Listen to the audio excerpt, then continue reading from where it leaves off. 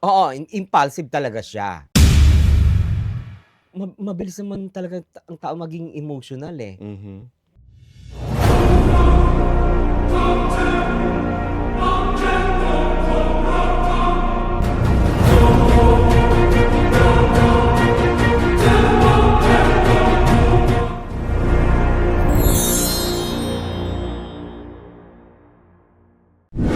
Pambabastos ba talaga ang nangyari?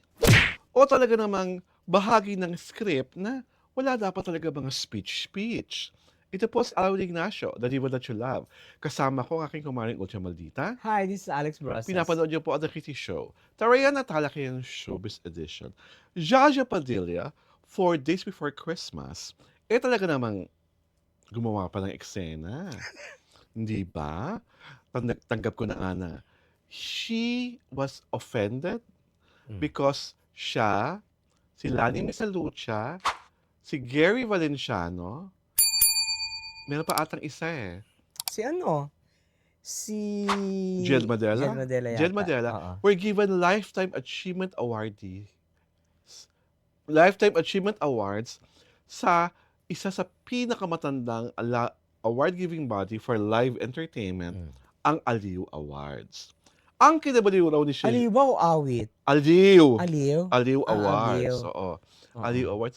Ang kinabaliw daw ni Jaja Padilla, kasi 'di ba, pinalabas ang video, Hmm. pinakit yung stage, binigyan kayo ng trophy, hindi sila binigyan ng pagkakataong magpasalamat.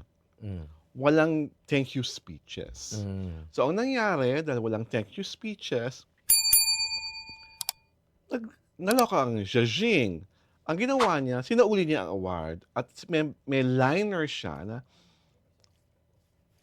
Aliw, do it right. I'm not sure kung tama yung quote ko ha. Mm.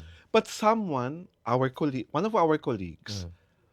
present Hmm. sa nasabing awards night, Hmm. 50 awards daw ang binigay. Hmm. At talagang inabot ata ng 3:00 sa madaling araw yung awards night. Mm. At talagang wala naman atang, parang sinasabi niya, na majority of the winners hindi rin naman pinag-speech. Hmm. Kaya parang natataka siya bakit sinabi to ni Zhajing. Ang sa akin naman, 'pag lifetime achievement awardee ka naman, 'di ba? Mm. Parang dapat karapatan mo namang magkaroon ng pagkakataon Yeah. na magsalita at magpasalamat. Ano masasabi mo sa pangyayari 'to? Tama ba yung ginawa ni Jaja na na-imbiyerna siya at sinauli niya ang kanyang award? Ah, she's both right and wrong. Oh, dun muna tayo sa right. She is right because that is what she felt Mhm. during that time. Okey. Ora mismo ba niyang inano, After the sinole awards ata sinauli niya. after the awards? Oo, 'pag pauwi na siya, Oo, sinauli sinoli niya yung niya, award. oo. She was wrong because she was honored Mm. pero hindi niya pinahalagahan just because she was deprived of a speech. Mhm. 'Di ba? What she could have done is magpasalamat siya. May ano naman siya, may platform naman yata siya, 'di ba? Does Mhm. she have ano, a YouTube channel That or I don't TikTok know, or oo. ano, whatever, 'di ba? Magpasalamat siya dun sa platform niya. Kaya lang siguro ano na lang, palambing lang yun, "Naku, hindi niyo naman ako pinag-speech, ito pa naman sana." Hmm. Parang ginano na lang niya, 'di Mhm. ba? Inano na lang niya yung sama ng loob niya. But I will understand what she did, Mhm. 'di ba? Pero she has to understand it din na it was ano, it was a abrupt decision na Mhm. isole. Ibig Mhm. sabihin, she was very emotional then Mhm. and she decided to make this thing, 'di ba? Mm. Kung ano, kung mature ka, dapat pinag-isipan mo. Mhm. So you felt she acted on impulse? Oo, impulsive talaga siya, 'di Mhm. ba? Kasi mabilis naman talaga ang tao maging emotional, eh, Mhm. 'di ba? Mabilis. Pero after you ano, you did something, you cannot ano, outdo it kasi Mm. nagawa mo na, Oo. 'di ba? You cannot be sorry, 'di ba? Kasi Mm. nagawa mo na. Ang ano lang do'n, sino ang nawalan? Mm. Ikaw. 'Di ba ang dating kasi parang sore winner siya, 'di ba? Mm. Kasi the 3 other people who were given Lifetime Achievement Award is wala namang kuda. Oo, at saka hindi naman sila nag-complain. It Mm. was only you, Mm. 'di ba? Oh, Mm. eh di how long have you been in the business? Mhm. 'Di ba? Maybe she was 40. like doing a Marlon Brando, 'di ba? Ay, When oo, Mar hindi tinanggap. when Marlon Brando parang won an Oscar, Mm. 'di ba? Hindi niya tinanggap yung ang trophy Ay hindi, tapos ito tinanggap niya kasi, tapos tapos ano sinoli ang niya. representative That's a niya parang different American Indian na mm. because ginaganyan-ganyan niyo ang mga American Indian, ayaw tanggapin ni Marlon Brando ang Oscar Emmy na 'to. This one kasi tinanggap Tinanggap niya. niya. Hindi yung outright na ano, dapat inano na niya, 'di ba? Mm. Nag-dress up pa nga siya, eh, 'di ba? Mm. Super dress pa, sexy. Handa siyang tumanggap ng Oo, Lifetime Achievement ibig Award. sabihin she was ano, she was part of the ano, of the program, 'di ba? Mm. Kaya lang ang ano kasi I think dapat she was really slighted. Parang hindi siya makapaniwala na Lifetime Achievement Awardee ako tapos wala akong speech. kasi tawag dito, ang tanong ko, sinong nauna? Was she the one first given the ano, the award? Mm. Was it Gary? Was it I think they were all hindi ko kasi alam, wala tayo doon. or they were all sabay-sabay? I think they were all called together on stage. Ah, Sure. Oy mga taga-aliw, paki-explain. Ano ba dapat talaga ang kasi nangyari? dapat kasi ano, winaringan na nila, I will make a short speech lang. Mm. Please, 'di ba? Para ano.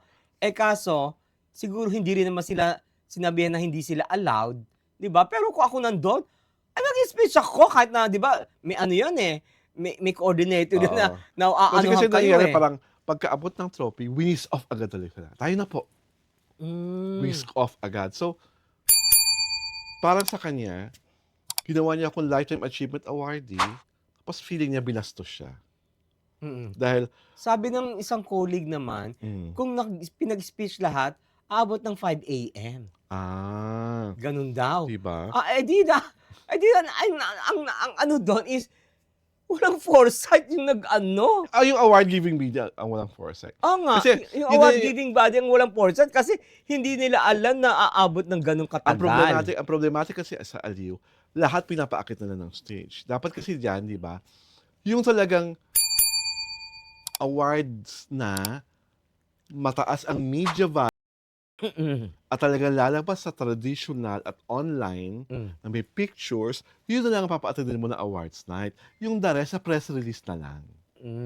Diba? Kaya lang ang gusto nga nila, fairness to all the winners. O ayan, gustong-gusto na maging pareha sa lahat ng mga nananalo. Yung pang mismong Lifetime Achievement Awardee. Eh, di ba pang Hindi, kasi finale yun? sa akin nga, kasi kung pang finale yun na nga pang finale, sana sila na lang ang pinagbigyan nyo. Oo. Dahil Lifetime Achievement Award ito At saka eh. hindi. You should have whispered, Ma'am, 1 minute lang po. Or, speech, ang ginawa mo, di diba? ba? Ginawa mo to, Lifetime Achievement Awardee. Sa haba ng show, pinutol-putol mo yung show, isa-isa silang binibigyan. Kunyari, di ba? Kunyari, 50 awards. Di ba? Yung first 10, Jed Madela. After the next 10 awards, Gary Valenciano. After the next 10, Lani. Segmented. Segmented. Tapos sila yung ano. Oo, di ba? Yung Parang pang-finale, diba? Nabibigyan sila ng pagkakataon makapag-thank you. Eh, ginawa nyo, hinulo-hilo nyo. Naka-hair and makeup, naka-long gown pa naman si Lani at si... Parang, at saka first time yata ito nangyari. Diba? Sa awards night na hindi pinag-speech yung winner. Lalo na ng Lifetime Achievement Award, yung wala... Kahit sa Oscars, kahit sa FAMAS, sa Star Awards, sa Urian. Basta Lifetime Achievement Awardee. Binibigay ang mic. Oo, binibigyan ng mic. May karapatan kang magsalita. Kasi lifetime yun, ino-honor ka. Parang Sabihin ang dating kay Jaja Singh, binabola nyo lang pala kami. Ano to? Drawing? It was half-hearted. Oo, half-hearted. Oo. Di ba kasi nga, kung nag-iisip yung production, ganun, ang dami nating awardees, hati-hatiyan natin para lahat ng Lifetime There was no Achievement Award. explanation yet. Wala, from Aliw. Surprisingly, they're quiet. Ang ingay-ingay na sa social media. Di ba pinakamaganda nga, di ba? Para lahat ng Lifetime Achievement Awardees, may moment. Di ba? May video ka, Jed Madela. may video ka Gary, may video ka Lani.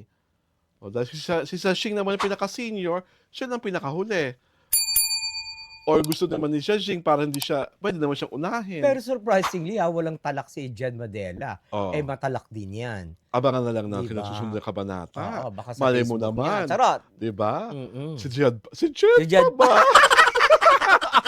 Oh my God! Inaantay ko na nga nung mag-i-express si Jed, gagayahin yung pagkanta ni Lani sa ni Jaja. Ah? Kapwa niya kasi na di ba? Lifetime Achievement Winners. Actually, Mm-mm. feeling ko, Jed Madela is too young to be a Lifetime Achievement Oo. winner. Sana, okay lang sa akin si Gary, si Lani. Lani Sasha. Pero sana, Sharon, yung mga kasabayan nila. Regine. Hindi, nabigyan na si Regine Nabigyan eh. na. Pops, Mm. di ba? Not Jed. Parang si Jed, bata-bata It's pa not eh. in their league. Oo, di ba? Parang pag Jaja, Lani, sana Jaya, Kuli Desma. who? Di ba? Yung mga gano'n. Kasi yung mga kakontemporaryo nila eh. Mm-mm. Di ba? Kahit mo nga si Ja Morales. Go.